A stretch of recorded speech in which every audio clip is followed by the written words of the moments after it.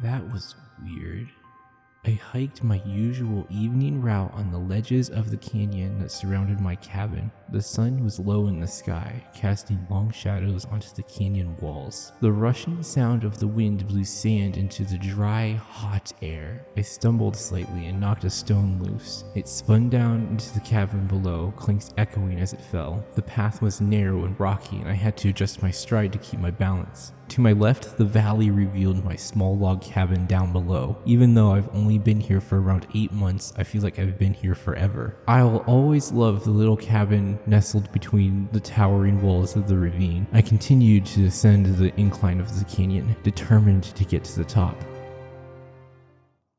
Several minutes passed and I crested the canyon ridge. The land sprawled around me for miles, occupied by multiple buttes and dotted with twisting trees. There wasn't a sign of man-made landmarks anywhere, just how I liked it. The sun was halfway obscured by the horizon and colored the sky with a pale orange hue. A few solitary clouds were painted beautiful shades of vibrant pinks. The sun continued descending, the sky behind me becoming ever darker. As twilight approached, I noticed a figure standing atop a distant outcropping of rocks. It was too dark and too far away to make out who it was, but it was definitely a person. I was becoming concerned. There were no national landmarks, houses, hiking trails, or roads for miles. It was very unlikely anyone would be lost out here, let alone walking around at this hour so far away from safety. The person began to shuffle forward, but got its foot caught in the jagged ground and toppled down the ragged slope. I began to run over to the outcrop.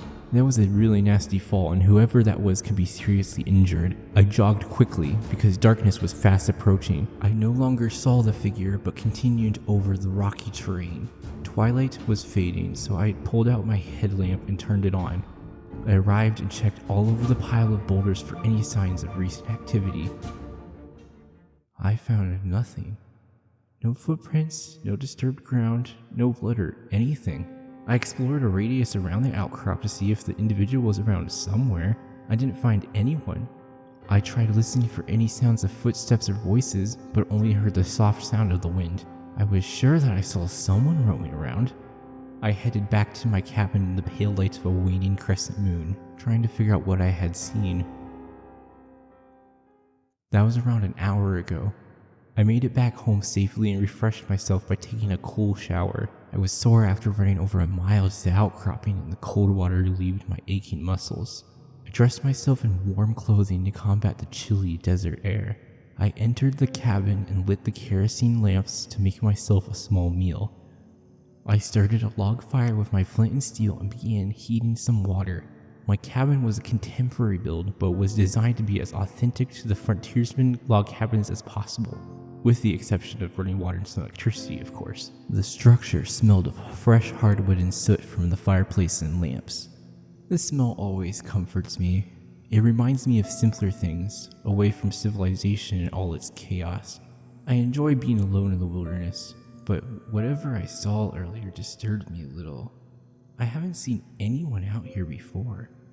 I very sparingly drive to the distant town to stock up on some necessities, so I'm not afraid of people. But the fact that someone is here in my little world worries me, especially since I have never seen anyone here before. I finished cooking some oatmeal over the open fireplace and mixed in some wild goat jerky. I took a seat on my favorite chunky chair by the fire and dug in. The oatmeal softened the jerky, and the jerky provided a savory, smoky flavor to the oats. It was delicious. After cleaning up and making some chamomile tea, I snuggled into my cot by the fire and began reading a novel about the dynamics of living alone. The peace of being yourself without anyone to judge you and the mental conditions that arise if you don't have outside contact.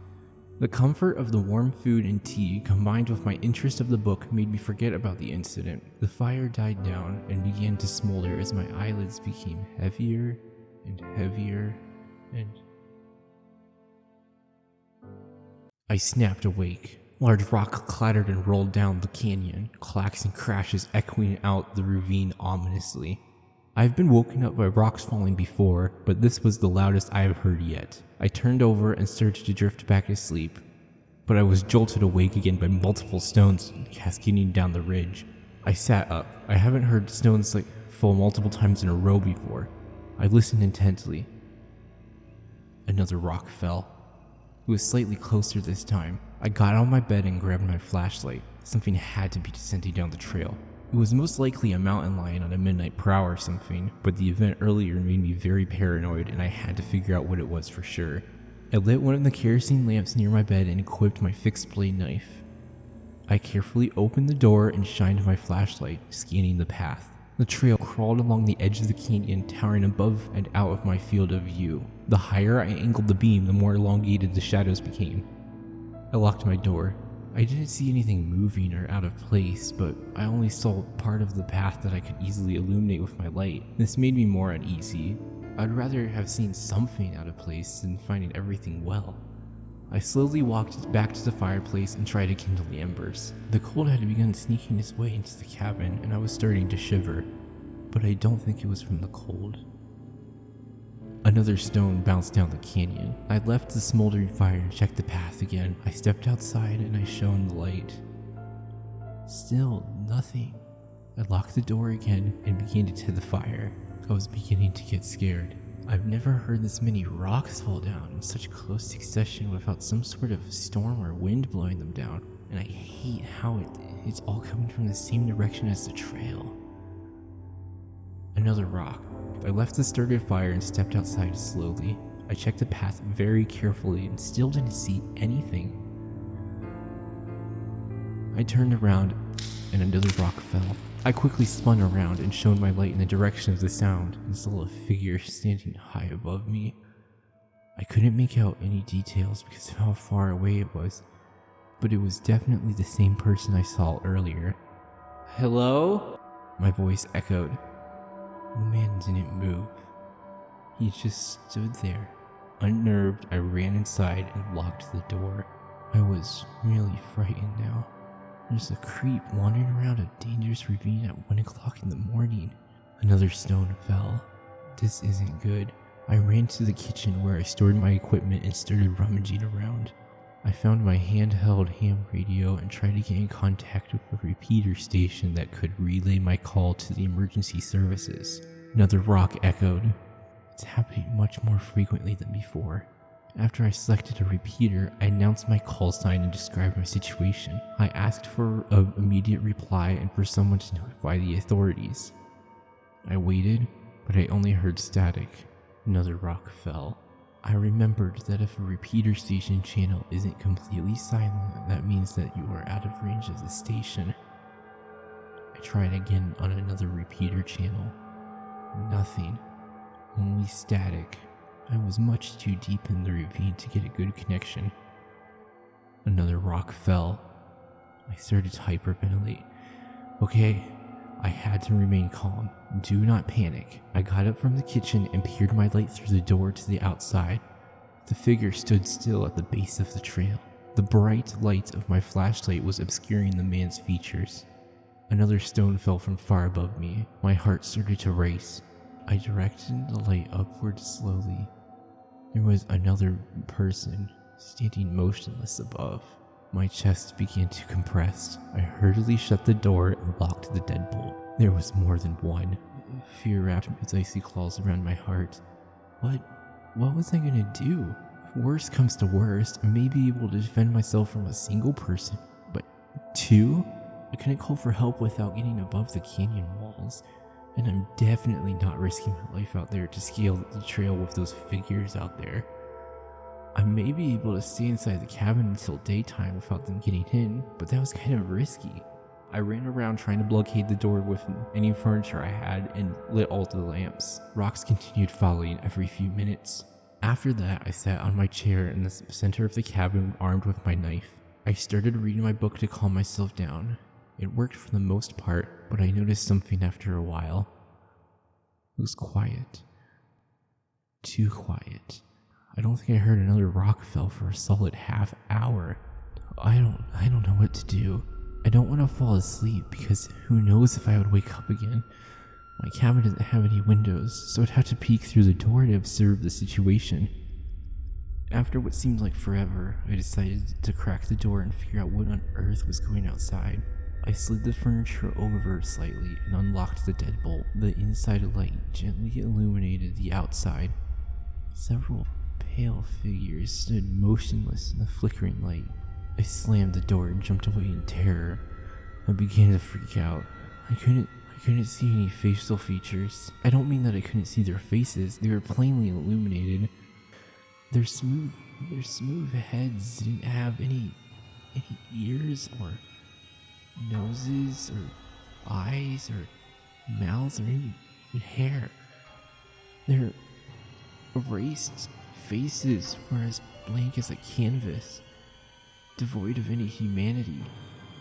A loud thud sounded from the door and something began scurrying all over it. It found the door handle and began twisting it. I lunged at the deadbolt and tried to slide it locked, but the door began to open. The furniture started sliding along the hardwood floor. I slammed my weight into the door and pinned an arm in the door frame. I began feeling around, trying to grab a hold of something. The hand didn't have any nails or creases like a normal hand. I gagged and thrust all of my weight onto the door. My feet began slipping as the door slowly opened further and further. More unnatural hands beginning to reach out. I forced my shoulder onto the door and used my other hand to grab the knife from my side. I jumped back as the door burst open, multiple forms toppling over into the cabin. One crawled over the others and stood up, holding its hands out in front of him. As it lumbered towards me, I held my knife blade parallel to my forearm. I swung in a large arc and sliced the thing's torso. Thick, inky red blood began to spurt from the deep gash, but it continued unhindered in my direction. I backed away in fear. How did it not collapse from the severity of the wound? I grasped my knife tightly above my head and stabbed the figure in the chest. Its body spasmed as I recoiled, and a large slick sounded from the knife as I yanked it out the creature's chest. Its posture weakened and it crumpled to the floor.